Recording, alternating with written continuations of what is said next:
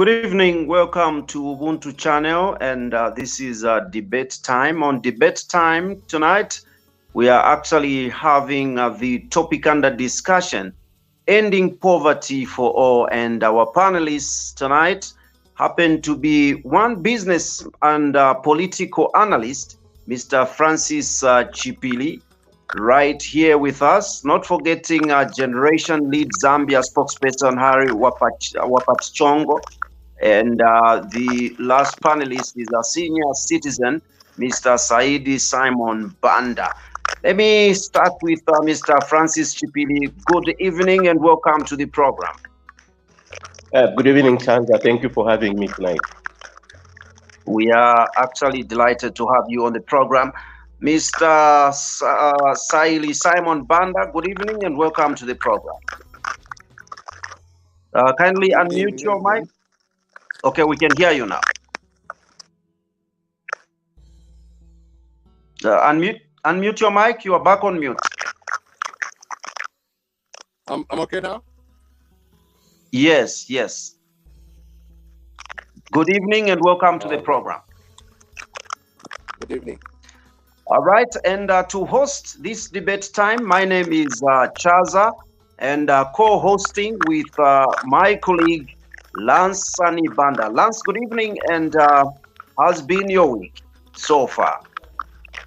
Good evening, Chaza. Good evening to our panelists, as well as good evening to the viewers of Ubuntu channel. The week has been okay. The day was fine. I don't know how the week has been, and also how the day was for you. The week is starting pretty fine, and the day was very well. Straight into the program, ladies and gentlemen, you can actually join us here via, the usual media, Facebook, YouTube channel, not forgetting, Twitter and the rest of other platforms. Tonight, we are looking at ending poverty, and I'm giving the opportunity to the first panelist to actually debate the emotion, to give us, his, side of the emotion.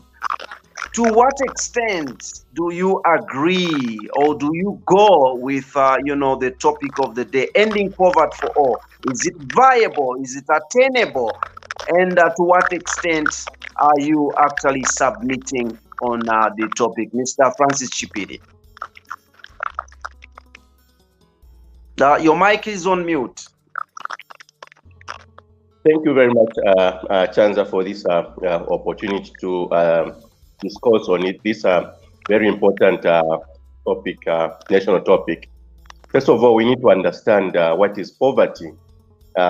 Basically, poverty is, the state of being in a condition of not having sufficient resources or money to sustain one's family or oneself. And so what leads to poverty? There are many conditions and situations that causes poverty. Before one becomes is classified as living in a state of poverty or abject poverty, basically they are poor. And to be poor means that you are living below the accepted standard of comfortability according to your region or your nation. Now, can poverty be eradicated to some degree? Yes, it can. And how can that be achieved? First of all, each country has to define, particularly the government has to define how they want to ensure that their citizens' living conditions are achieved. The government has to make policies that ensures that the citizens are able to afford goods and services, that citizens are able to participate, for those who are available and willing to work, to participate on the labor market. And also citizens must be able, for those who are entrepreneurs, to participate and do commerce and trade. But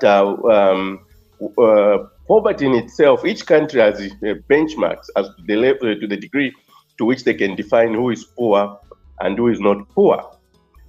In the situation of Zambia, majority of our people are actually living in abject poverty. Majority of the people are surviving in an informal sector. Majority of the people are working, even those that are working informally and formally, their basic salaries are below the poverty data line or the minimum wage as comparable to other nations. So when we look at the situation of Zambia, we can describe Zambia as a situation of many citizens, about 78% to 80% of the citizens living in abject poverty. So basically what government needs to do is to put in, implement policies that will aim to narrow the gap between the poor and the rich. It's quite unfortunate when you look at from the media, the statistics or the news items that we get of some individuals who have accumulated so much wealth, personal wealth to themselves, and you look at some people that are earning as low as 1,000 kwacha, 1,500 kwacha per month, and you expect them to survive. So a country like Zambia, which is endured with so much natural resources, we've been blessed with a lot of rivers in many parts of the country. We have good soils in many parts of the country. Our climatic conditions are favorable for agricultural production, both livestock as well as crop production. But unfortunately, what has been happening over the years, and this is not just applicable to the current administration, it's actually applicable to all the governments, the administration that have led our country, where policy implementations has not really come through for the people. For those that were available or born, when you look at the 1980s, 1991, when those who were right after independence, Zambia's employment, citizens that were completing grade from 5 then were well sought after.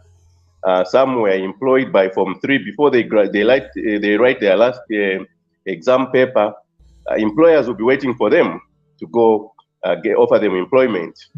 But that situation drastically changed in the 80s, particularly the late 80s, early 90s, where citizens began, competition was high on the labor market. There were a few jobs. We had privatization, which was mishandled and contributed greatly to the suffering and the poverty levels of the citizens of Zambia. There are some other policies when you look at the Kaunda era, which they tried there. For instance, the thing that is coming back nowadays in the new Dawn administration, the cooperative movement. Dr. Kaunda had implemented the cooperative movement, and to some degree, in the rural parts of Zambia, those cooperatives worked. But the challenge was that the focus was primarily on crop production. So most cooperatives were centered on maize marketing, maize production and marketing. Others, they were centered on credit unions. And so we need to see a shift in terms of the cooperative movements, where, for instance, when you look at countries like India, cooperatives in any sector of the economy, you can find citizens coming together and working together, forming companies that are run as cooperatives. So when things like that are implemented, then yes, we can lower the poverty level of the citizens. We can change the poor living standards of the citizens, but it takes a lot that other than pronouncements, other than rhetorical pronouncements that the politicians usually do, there is actually need to implement those policies. For instance, when you look at the current administration, let's take a look at this CDF. when the president announced the increase in CDF, our immediate reaction was that this was really a game changer, particularly in the rural parts of the country, because you find that some constituencies are vast constituencies, and the previous allocation, CDF allocation the constituencies were receiving was definitely inadequate. And so when the president made that pronouncement that the CDF would be increased to 25.7 million kwacha, we applauded that policy direction, because then constituencies were going to have more resources. But what have we seen? A good pronouncement, a good policy. Up to now, it's just maybe the last two months or so that we've been hearing that there's been some trickling of those resources in the constituencies. But the half part of the year has been lost. And you know how the constituency development fund works. When you don't utilize those funds, you cannot use them in the next calendar year or budget year. So we need to ensure that those policies that are good policies that can change the citizens' living standards are well implemented to ensure that they actually benefit the citizens. Other things that government can use in order to uplift the living standards of the people is also an increase in the social cash transfer. Right now, I think some senior citizens are getting between 300 and 500 kwacha, but really, is that sufficient enough for a senior citizen to survive? When you are old, you have so much health implications. You need your medical bills, and our health sector, in terms of health insurance, it's now that again we have I think NIMA that is coming up, but is 500 kwacha adequate enough to cover health insurance and also cater for your day-to-day living of the senior citizens and also other citizens that okay, Mr. Chipili, unfortunately I need to cut you short. Your time is actually up. The 8 minutes is over. I'll invite the next speaker or panelist to actually come through, and I'm talking about Mr. Saeed Simon Banda. Over to you, sir. Thank you for giving that opportunity to me. I feel to say I concur with him to say that we have a CDF which we are supposed to help the government with.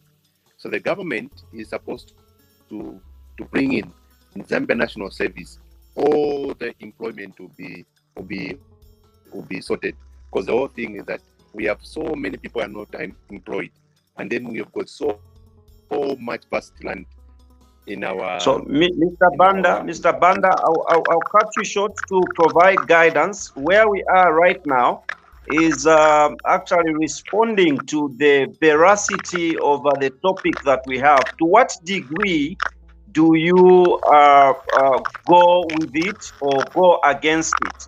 Ending poverty for all, is it viable? Okay. That's why I'm saying ending poverty. Is it possible? Pardon? Is it possible that poverty can be ended for everyone? Yes. That's why I'm saying that when we have with this CDF, if it is used for national service, we don't need anyone to be educated. As long as it doesn't have employment, you help them with skills. So everyone will be employed, will be able to have farms, all those fisheries where we need to have done. Are we together? Yes. Please go on. We are following. That's which I took. Yeah, so that we have people in so that they should be able to. We should be able to work, go back to the land like Kaunda days. That everyone has an important. Will be able to have. Everyone will be able to have food in his home. And hello. Yes, we are getting you. Hello? You may proceed, sir. Yes, we are getting you. So that we have to be sustainable, so that you have skills where no matter you haven't been to school, as long as you have hands, you work, they teach you how to plow, how to do what, so that after 6 months we upload someone so that we give the Zambia's land. Mr. Banda, kindly put your video on mute so that we remain with the audio. Maybe it can assist in terms of connectivity.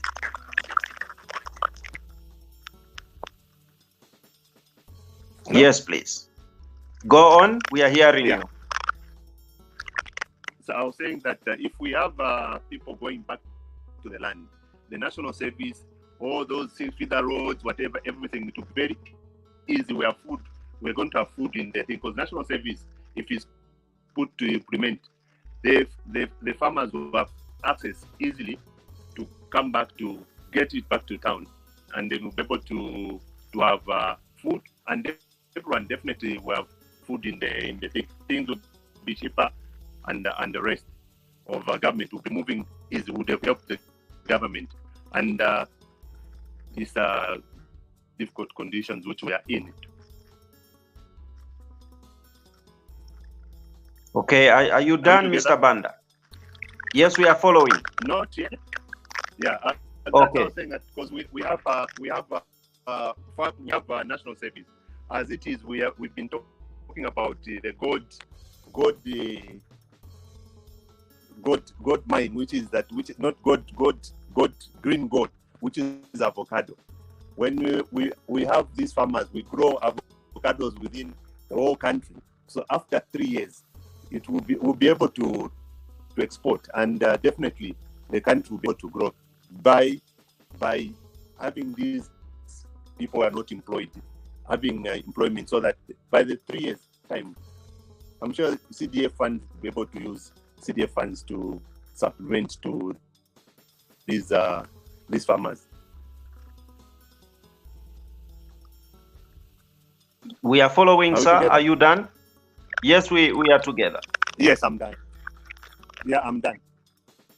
All right. Thank you so much. We do appreciate, and unfortunately, we cannot see Hari Wapatichongo right here with us, probably due to connectivity. The network hasn't been so good. We'll go straight into the next round of debate. And this time around, I would like us to break it down in terms of poverty that is at different levels. We have poverty at the national level, poverty at the community level, and also poverty at the personal level. What are the causes of poverty, and what solutions are you providing in terms of pursuit to actually ending poverty for all? Mr. Francis Chipili. Thank you very much, Chaza.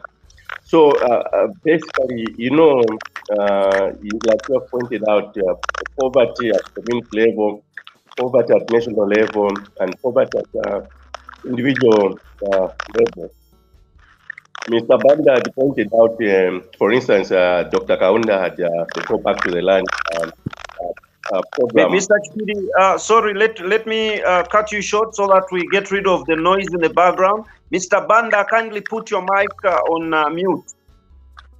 Thank you so much. Mr. Chipili, you may proceed. Yes, so basically, in order, for instance, we have farm blocks that are dotted across Zambia. And the majority of those farm blocks, the whole idea, the whole concept of farm blocks was meant to, accelerate agricultural production, as well as provide employment and provide sufficient food so that the country has, food security, and as well as export the excess to the neighboring countries and across the globe. But what you've seen is that, for instance, majority of the farm blocks are actually white elephants. They are only existing on paper. Majority of them, they have got no, except maybe for Nansanga farm block in Mkushi, but majority of them, you cannot access them because the roads are poor. Majority of them, for instance, I'll give an example of Katanino farm block, which is right here closer to Lusaka in Kapinimponshi. The road when it gets during the rain season, you cannot access it. So how will the farmers be able to get their input and do meaningful agricultural production? Again, most of those farm blocks, they are not connected to the national grid, and so electricity is a major component of production. And to have meaningful production, farmers need to have access. It needs to be connected to the national grid so that they can mechanize their production, so that they can mechanize their irrigation systems instead of depending on the labor-intensive sort of irrigation that majority of the farmers are subjected to. So in ending community poverty, what we need to open up the rural parts of the country. We need to open up the peri-urban parts of the country by way of making sure that the roads are worked on. How did I try to do this? I did my primary school education in the village, in Wapra province. And I remember that growing up then in the village, at the end of each rain season, we would see the graders coming all the way to the remotest parts of the country, and the roads were worked on. And those cooperatives I talked about earlier on, they were able to do the marketing of maize because buyers of those crops were able to access. Sometimes we used to see trucks coming to buy even fruit. I remember my grandfather had some orange trees, and there are some trucks that used to come and buy oranges and take them to the cities where the markets were. So basically, when farmers are, a majority of our food in the rural parts of the country goes to waste. So we have enough, but we don't have enough, which is quite unfortunate. So we would like to encourage the government to ensure that they prioritize, first of all, connectivity, accessibility in terms of road network, the rural parts of the country. Because when farmers produce food, we have even agroforest food items like masuku, imfungo, and mushrooms and all those kind of things. If those can be harvested when they're in season and be brought to the market as soon as possible, then you find that the law of supply and demand takes effect. So when there's more on the market, the prices will go down. So the farmers, those who are harvesting, they are getting something out of their harvest. And those in the urban cities, they are also buying at a lower price. And that also, but also you're also creating employment because those traders, they are self-employed. So it's a whole cycle that you are benefiting. So we need to ensure that we open up majority of our country. The government must not just focus on the urban part of the country. And also, when the government does that, you find that this movement of citizens, the relocation of citizens from peri-urbans, the rural parts of the country, to the cities, will slow down because citizens will be able to survive in the rural parts of the country. Citizens will be able to engage in meaningful economic activities in any parts of the country.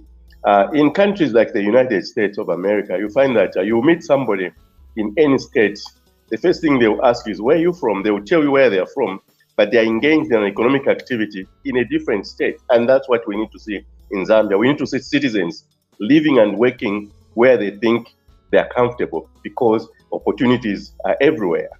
And so that's when you eliminate community poverty or national poverty, then automatically personal poverty, for the most part, will be eliminated. But let me quick to point out that even in the most developed parts of the world, you find poor people for various reasons, because you have citizens that are not available for employment for maybe mental health, maybe they are drug addicts,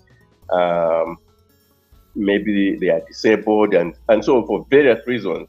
But what government needs to aim at is to target a good population of citizens to be able to fend for themselves and their families, so that the levels of poverty is reduced. And Zambia, we are well positioned because we are land linked.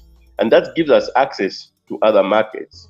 And so the issue of talking about oversupply of the market would not even come in if we have good connectivity in terms of the roads, as well as other modes of transportation. So we need to combat, to end poverty at personal level, we need to have policies that combat or that eliminates poverty at community as well as national level. All right, thank you so much. We do appreciate, and that is so fortifying. And considering that so far, due to internet connectivity, we have you alone, who actually go with you alone, I suppose. I would like to find out, we have heard that the government has actually, announced that they will undertake an overhaul kind of change of the education curriculum. I believe that even the curriculum that we have is contributing to the poverty that the citizens are undergoing, because the curriculum is teaching us that you need to attain your education, and when you finish your studies, you must be employed. And when you are not employed, you cannot actually, sustain yourself. And I believe if this can be changed to equip actually the people that go into school to come out with skills, and also the belief that even self-employment is employment indeed, this can actually assist in the alleviation of poverty. What is your take on this issue? Yes, the policy pronouncement of realigning the school curriculum in our schools, in our colleges, is definitely welcome. But I just hope that government will use experts that will not be overzealous and remove some aspect of content, educational content that is too useful. I know based on that topic, we've had side discussion with, as citizens, where, for instance, some people are saying geography, maybe say economic geography, must be removed from the curriculum. I tend to disagree with that. I did geography myself, and it only made sense when I visited the United States and really connected what we're learning about, the prairies provinces of Canada, and what activities they do there. Then I connected that that aspect of education is actually trying to open up how to use our natural resources. When you look at physical geography is discussing the rock sedimentation, it's talking about erosion, how can you take care of your environment and things like that. So yes, we need to realign our curriculum, but at the same time, those things are still, there are certain things that we don't need to do, just like our culture. There are certain aspects of our culture that we need to modernize, and others we need to, preserve. And so the same thing happens with our education system. In terms of changing that curriculum, I think what they need to, focus on is this idea of, like you pointed out, of people thinking that you cannot create employment for yourself. People need to go in and making sure that the education is actually opening up your mind, it's opening up your creativity in terms of survival skills. It's making you realize when you look at outside there, you are able to see opportunities where you can generate some kind of living, or where you can generate income based on your ideas. And that's how the United States is built. Citizens compete with ideas on how they can come up with an invention. Look at, for instance, Mark Zuckerberg. By 2008, an idea that came out from a dormitory, is changed how we live today, how we communicate, how we, we keep in touch with family and friends, and even how business is done. So we need the education system that government needs to implement must be the education system that is responding to the needs of our current society. This education system that can respond to the needs of the industries. For instance, I'll give you an example. Even for instance, in most of business schools in the US, they had by 2008, 2010, they were already introducing social media marketing as a course in business school. So we need professors that can have a vision of the direction, the global direction, as well as the national direction, and be able to anticipate the needs of the various industries, and begin to train students to take up either employment or entrepreneurship opportunities in those sectors of the economy. So my caution to those that will be tasked with the duty to realign our curriculum is that they must be not be emotion in terms of being overzealous and remove content that is still applicable. I'm saying this because even as me, as a business major, I've done courses that are not related to business, but I see them being used in the day-to-day activities of my life. When you go to a business school in the US, they'll make you do science as a requirement, but you are majoring in business. So in Zambia, we have a situation whereby some students, when they want to major in a particular course, for instance, you don't like mathematics, you say, I'll just major in this course. But each subject is actually very important, because in our day-to-day life, you find that these are applicable. And so you need to be educated to be able to apply the concept of what you learn in those subjects, rather than learning to pass an exam. So it's about learning to know, to apply the concept that can be used in various aspects of our lives. All right, great. That is an in-depth of what is expected to be done in terms of the curriculum change. At this point in time, I will invite my co-host to also come in and give us his guidelines or questions in terms of what has culminated from a debate to an interview. Lance. Definitely, what has culminated from a debate to an interview. Just a reminder anyway to our viewers, in case you have just tuned in, this is Ubuntu Debate Time. Remember that the debate comes away every Tuesdays from 21 to 22, and unfortunately today we started a little bit late. We apologize for that.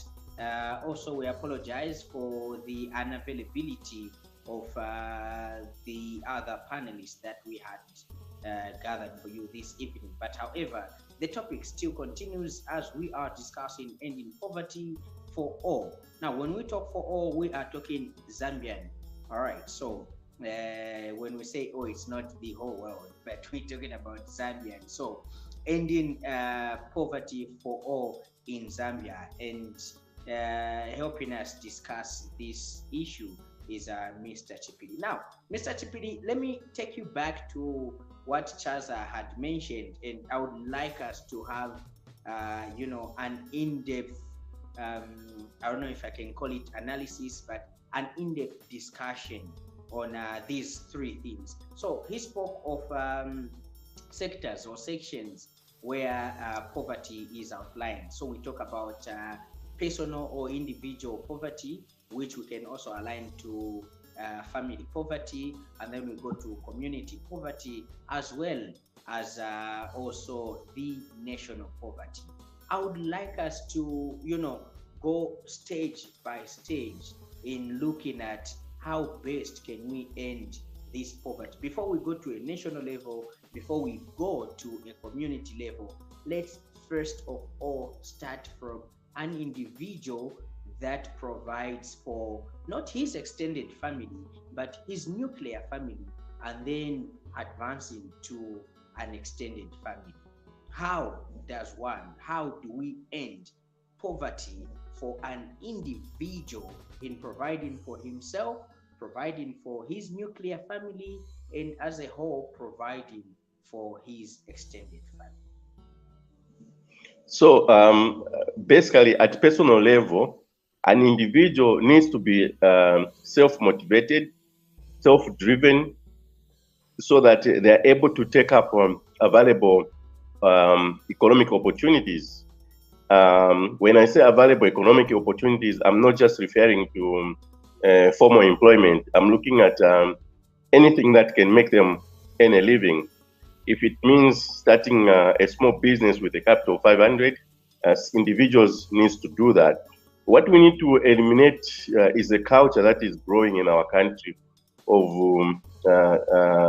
depending on the handouts, where people, they want somebody to, there's nothing wrong in seeking help, but it becomes a societal problem when people think they can ask other people to help them every day to survive. That becomes a big problem. So citizens that are available, are in good health, and can provide for themselves, they need to seek those opportunities. They need to be self-driven. The tendency to looking to have white-collar jobs. You know, citizens must look beyond white-collar jobs. Citizens, and also the issue, there's this issue where they call the formal and informal sector. I find that to be stigmatizing for those entrepreneurs that are working for themselves. There's nothing like formal or informal sector. Basically, all those economic sectors, they all contribute to the overall GDP of the nation. So in calling some formal and other informal sectors, when even the ones that you are calling informal sectors, there's a campaign to have them register legal entities that they can, operate under. So citizens, we need to be self-driven. We need, for instance, I will take you back to the United States, where you talk about the American dream. What is the American dream? It is simple. It is, you have a job, you have a house or a shelter under your roof, and you are able to provide food on the table. That's the simplest dream. That's the American dream. And then if you work extra hard, you go beyond the basic dream. So we need to define the Zambian dream. What is the Zambian dream at personal level? What do you want? What is it that you want to achieve? And so when we collectively as citizens we apply ourselves, when we improve ourselves at personal level, and then collectively we work together, then automatically at community level, our community is improved. And also at community level, we can use the concept of social enterprises. The concept of social enterprises is when you apply business principles, business solutions to social problems, whereby you can identify challenges that a particular community is facing, and you can raise capital and run a business. That business is helping. Allow me to cut you short. Before we go to community, I want us to exhaust on a personal level. And Okay. also in saying that, allow me to bring in this point still on a personal level. I don't want you and I, or together with Chaza, start bringing back what has already been discussed, the issue of curriculum and education. But let's get to spot the problem on an individual. We spot the problem, we look at the possible solution for an individual to move out of this poverty, or to move out of the poverty tag that we have decided to put on certain people, because it's not everybody that has the poverty tag, but because we have decided to put a definition of poverty, so we have aligned certain people to be poverty stricken. We can't run away from that. Now, is our culture part of the problems why we have individuals that are poverty stricken or that are poverty? What cultural norms can we identify to say, because of this cultural practice, this cultural belief, we have enslaved ourselves into being poor for the rest of our lives? Because of this cultural practice, we have continued being poor.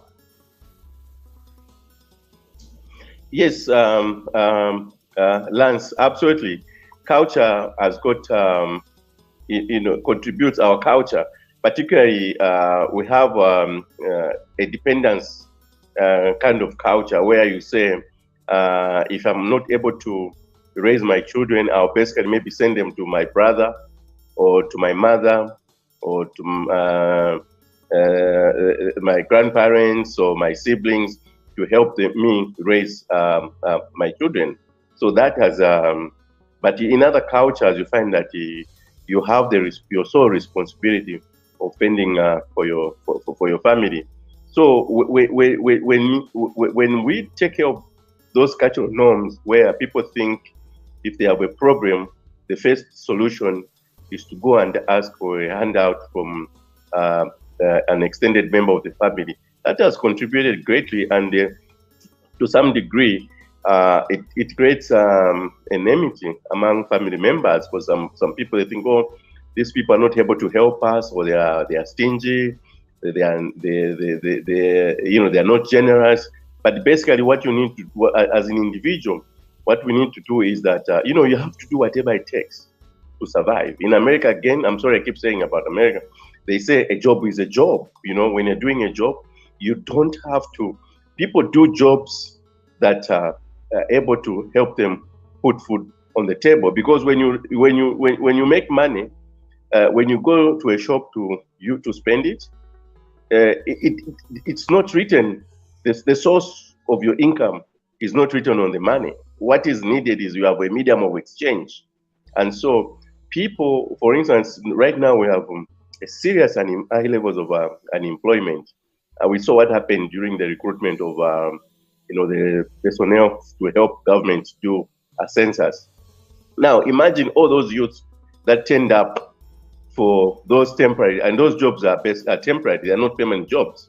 If they had applied themselves, imagine the motivation that they had, for instance, here in Lusaka, the motivation that they had to go to Hero Stadium is the motivation that they can do and look for opportunities to help themselves out. They can even work together.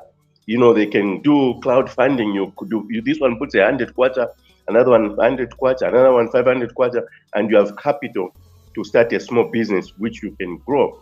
And you see, the problem we have at individual level is that, again, people think to start a business or to help yourself, you have to start big.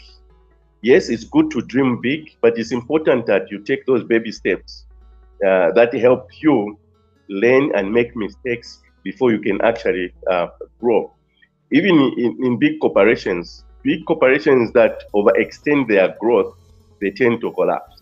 So you need to manage your ambition. You need to be, even from a biblical point of view, the Bible tells us to be highly motivated to work for ourselves, but not to be jealous of other people. But we can get inspired by other people.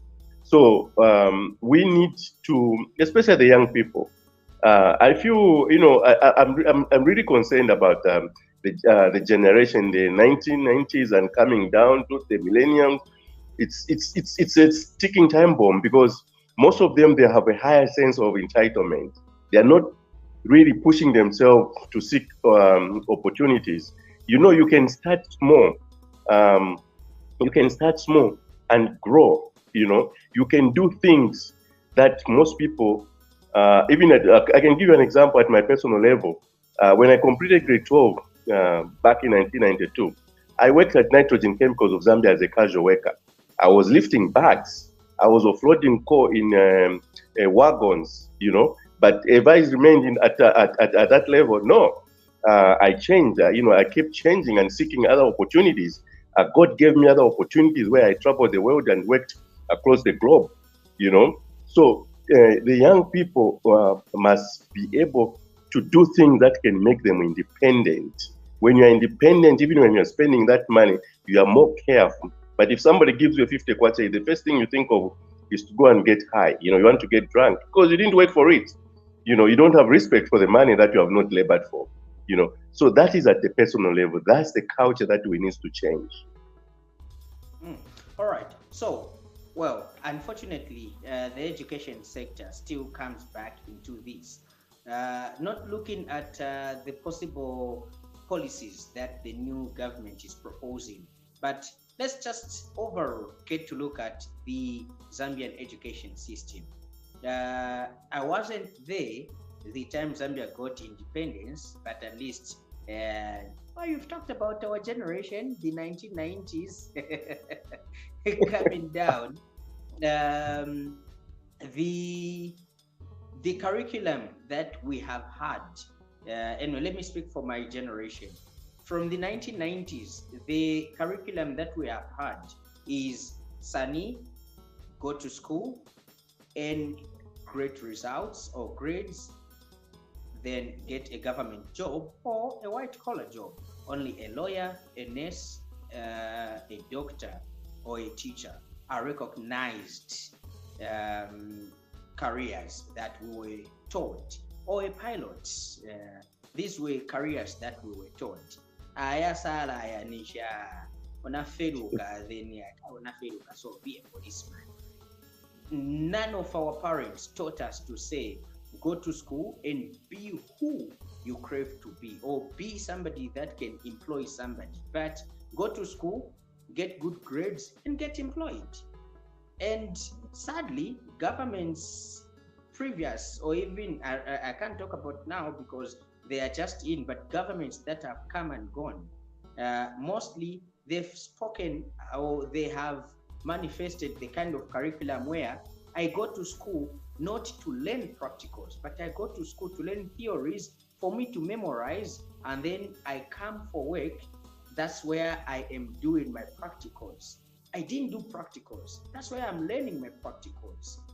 Is there a need for us to do a complete, like seriously complete overhaul of the curriculum? Sit down and start looking at what is vital that we can keep or go ahead with. And then apart from that, is it necessary, surely, for me, a grade 8 pupil, to be taking 10 subjects and none of all matters in the career that I will choose when I reach grade 10?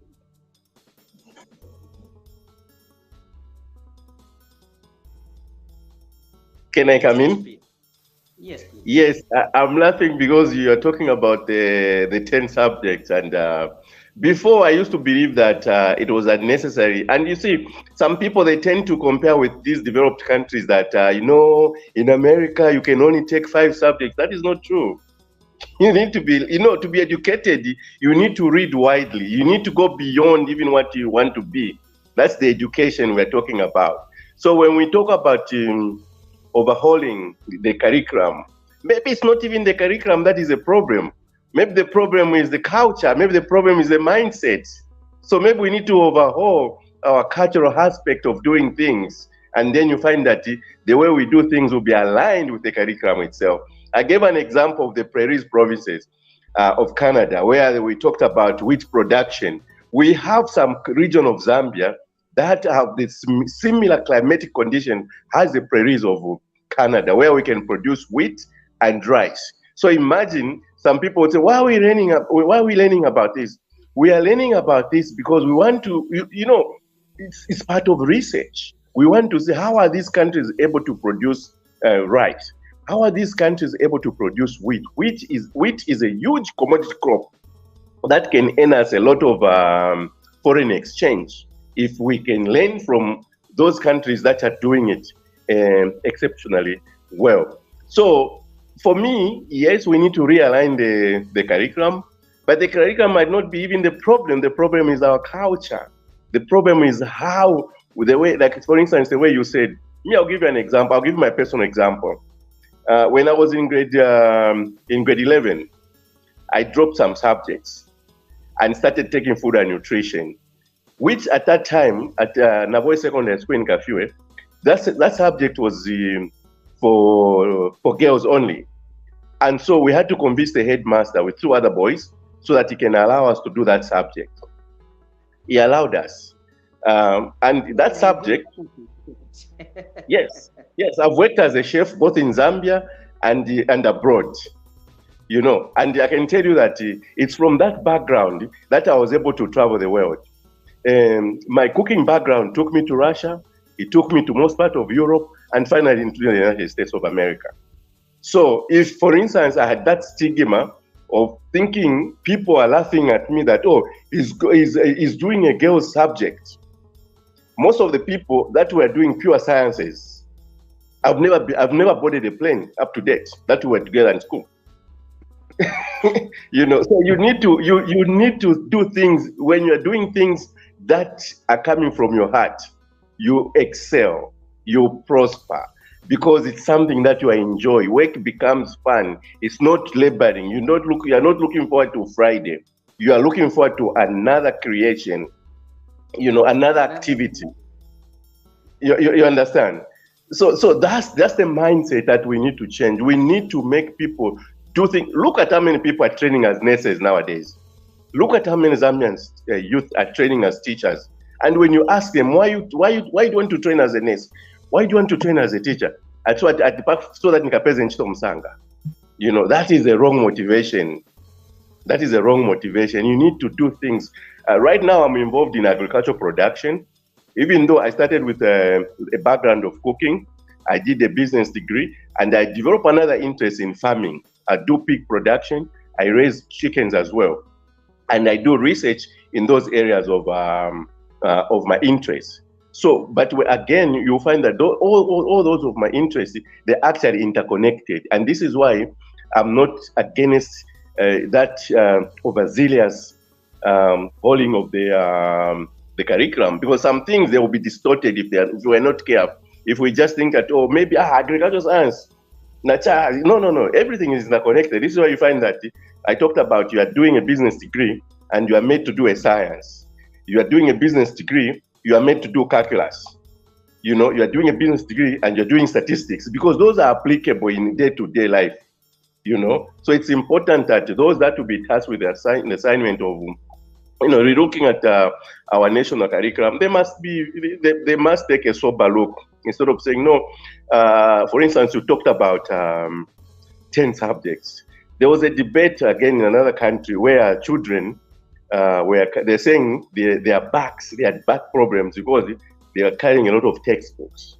You know, so it's not just in Zambia that you are carrying so many years. You know, you're being exposed to so much content. When you're exposed to more content, your level of assimilation, your level of creativity, you know, is improved. So it's important that we not just eliminate subjects and say, no, let's just take, because you're limiting your creativity by just taking five subjects, you know. So let's not promote academic laziness, I should say.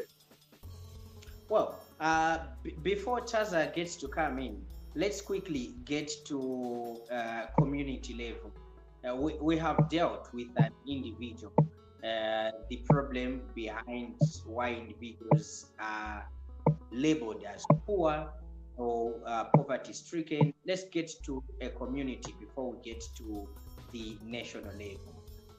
On a community level, well, I don't think there's really much to talk about, but let's get to discuss this. How do you identify a community, or what measures does one get to use to say this community is poverty stricken?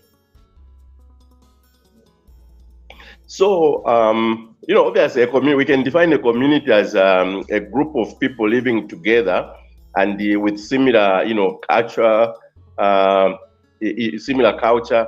It could be, so a community could be a community composed of a family, extended family, and then other citizens from other parts of another community who relocate in those communities.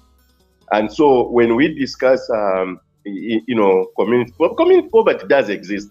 You go in communities, for instance, you go to the Copper Belt right now, and I don't mean to be negative or, you know, talk down, but look, you go to Mufurira right now.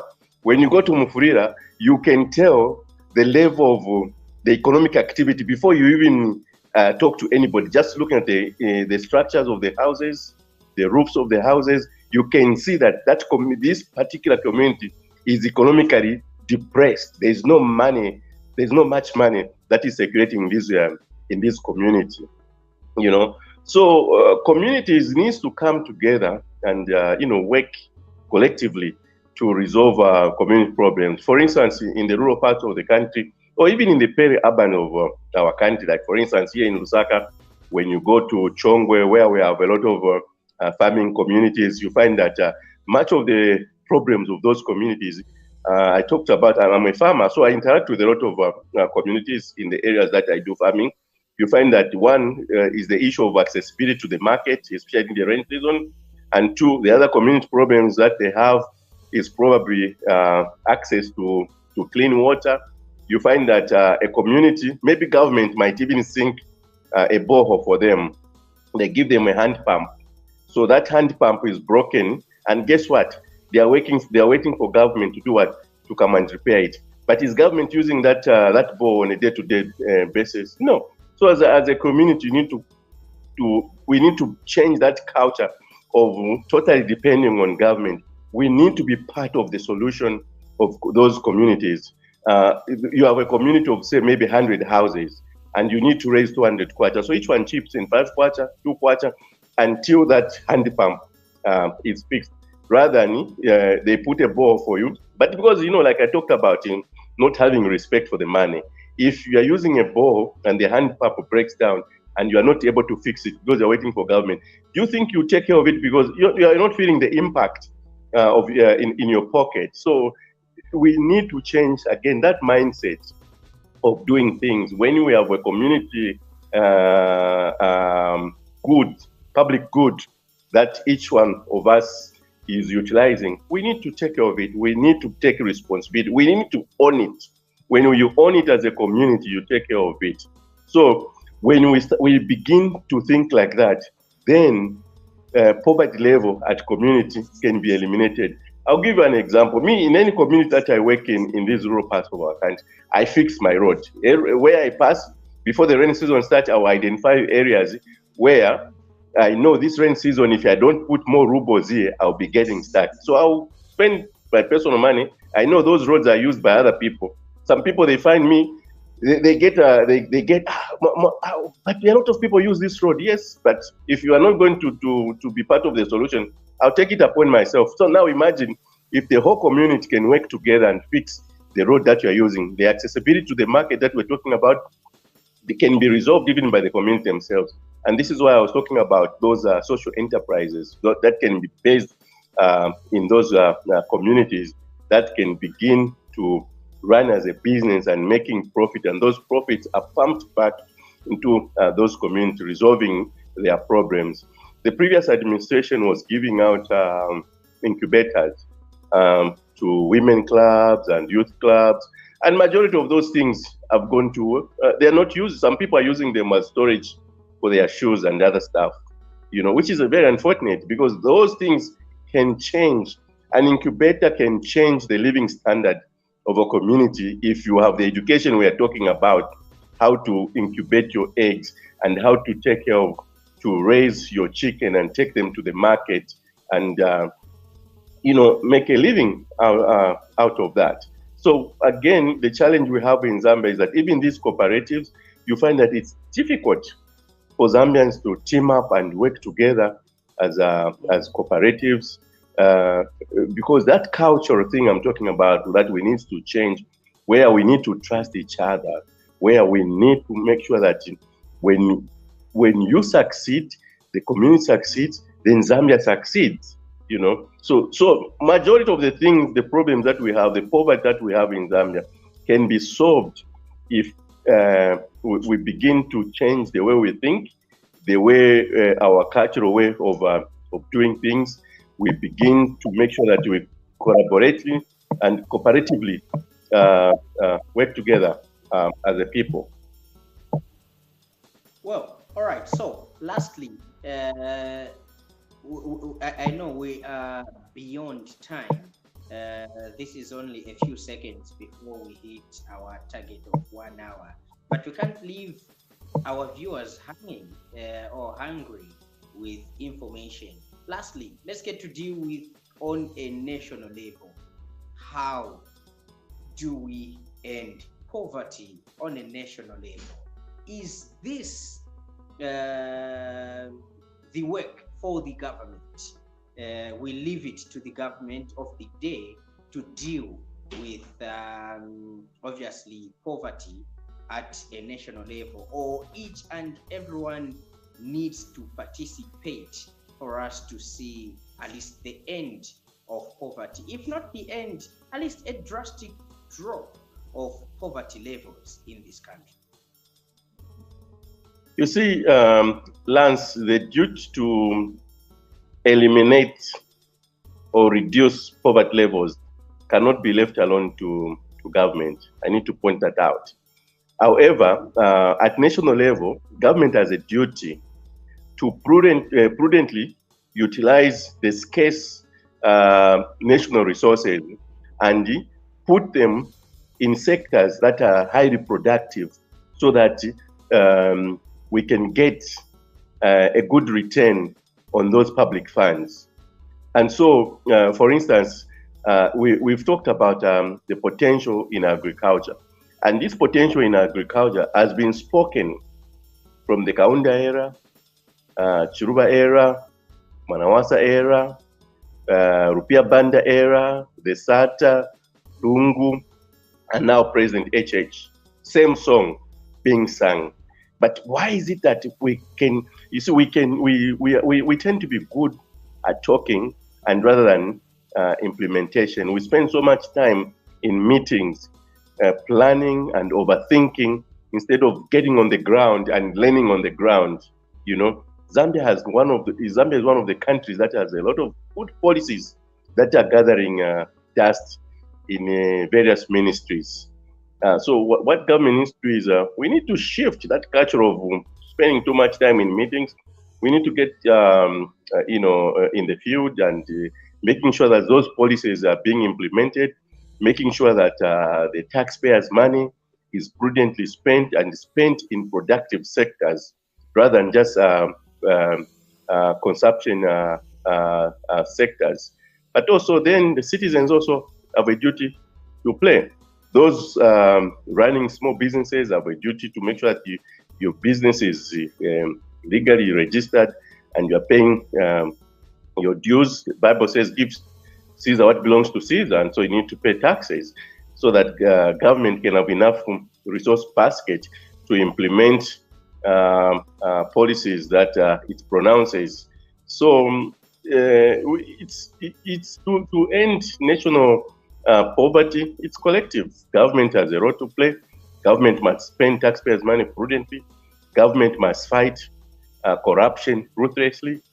Government must ensure that civil servants are not stealing from the public coffers, you know, and also those public goods tenders are not overpriced, so that the citizens are not overpaying on goods and services that are procured by government, because then government will have resources to use in all these sectors that it needs in order to improve the living standards of the people. But we have citizens that have accumulated, wealth, personal wealth, and we don't know the sources of their wealth, So that is again of great concern. You cannot have a smaller population of citizens that are living a lavish lifestyle at the expense of the majority of the citizens. That's unfair. And so government must ruthlessly fight corruption and make sure that it puts in measures that will help it collect taxes. And also government also has a responsibility to prudently utilize those resources. We have a tendency where civil servants are hosting meetings across districts so that they can get, allowances. A meeting that could be hosted in Lusaka is taken to Livingstone or Siavonga. That is costly to the treasury. So that culture needs to change. Those are things that can help us reduce national poverty, because then government won't be overstretched. Local authorities, councils, they've got a duty. For instance, when you look at Lusaka City Council is sitting on money, but we see a tendency of laziness to collect those revenues because they want to tap into the national treasury. Lusaka City Council must be one of the richest local authorities in the country, but we hear about employees going for months without getting paid. That culture needs to change. Lusaka City Council, for instance, needs to modernize how it collects parking fees in town, how it collects those market levies in the market, how it collects those fees at bus stops.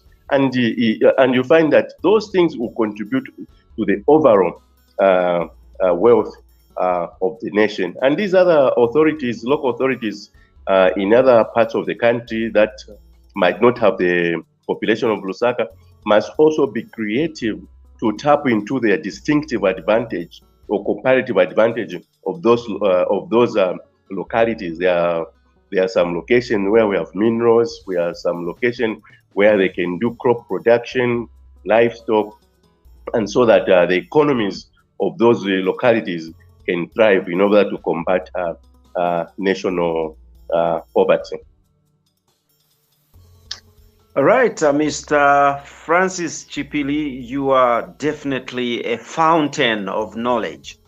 We are highly indebted to you, and we are fortified with the kind of information that you have given us on this circumstantially, culminated interview from a debate. We greatly appreciate you, sir. Thank you very much, Chaza, and inviting me. You are most welcome, and definitely we'll keep on knocking on your door. It's sad that the other panelists have failed, to see, themselves to the end of the debate. And I'm talking about Mr. Saeed Simon Banda, not forgetting Mr. Harry Wapatichongo. They totally, failed to actually reach the end of the debate. And you, the viewers, we greatly appreciate your time being with us on Debate Time. We look forward to actually another episode of Debate Time next week. Remember,